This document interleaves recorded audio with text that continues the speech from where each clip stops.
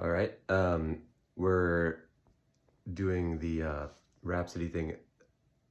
Let's see about reapproaching that scene where STHENELUS takes on Pandarus and see what we can do with it.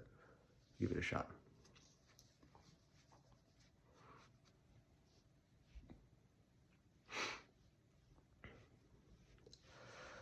And so the great son of Tydeus was raging through the ranks of the Trojans, having taken down Aeneas, Aphrodite's son, and wounded the goddess herself, laughter loving no more.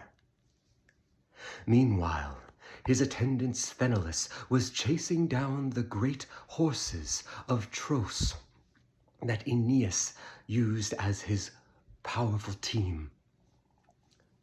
In that chariot was Pandarus, who had joined up with Aeneas before the battle, seeing the son of Tydeus raging forward and taking him on with their combined might. Pandarus it was who now was holding forth those chariots and driving them around, wheeling in a circle to return to the Trojan lines. The son of Capaneus called out from his chariot toward that man. Who is it that drives these chariots forth? Who dares to take on the son of Tydeus and Capaneus, those descendants of the great besiegers of seven-gated Thebes? And so did Lycaon's son say, I it is who hold forth these chariots. With my bow I've made 2 powerful shots, neither of which has done its duty or taken down its target. I claim myself to be the son of Lycaon, coming forth to defend the holy city of Troy. I had 12 great horse teams back at home, and my noble father Lycaon had begged me to take one with me. But being someone who highly values his steeds, I did not want them to lack for anything in this besieged city as it currently is. And so I left them champing at the barley and the grain back in my father's house, and came only with this bow, this accursed horn bow that I took from the ibex when I was hunting in the woods. Cursed this thing be. I have made 2 shots, one on the king of the Spartans, Menelaus, and another at Diomedes, who barely felt its touch. I'll let someone cut my head off by the side of the road if I do not return to my great city and snap this thing over my knee when I come back. It is so useless to me as to be something of wind.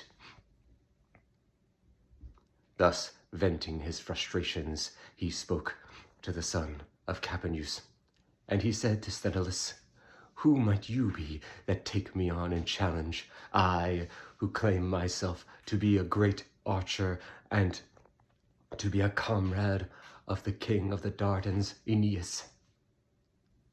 Sthenelus said then, I have grown up under the shadow of the great Capaneus, who took on seven-gated Thebes with his comrades and fell in that glorious attempt. And later, I and my comrades, the next generation, had come forth and felled that city, razed its like to the ground.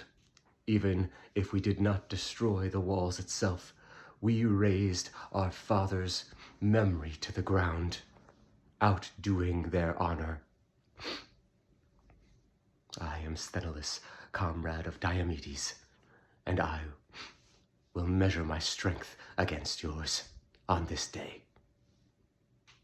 Thus did the 2 men measure their strength of their family lines and their lineage and their courage. And thus was the weight of scales of death and of doom, to come forth for one of them, and for the other to measure up his fill of glory's cup. All right, not too bad. Better than the previous one. At least giving more time to establish the characters' stories. A little bit lumpy in the execution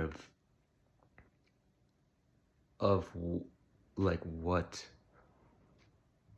they choose to say, and also weird that Pandarus is like mostly just complaining to STHENELUS. That can't really be helped because of the way we structured it, where he doesn't say that stuff to Aeneas, but instead is saying it to like the enemy who he's fighting. There was one thing where I almost tripped and said that they raised seven-gated Thebes, which I'm pretty sure they didn't. So then I switched it to have him say that they raised to the ground the memory of their father's failure, which was kind of an interesting, switch. Not bad. Better than the previous. Let's keep going with this, storyline and see if it does any better.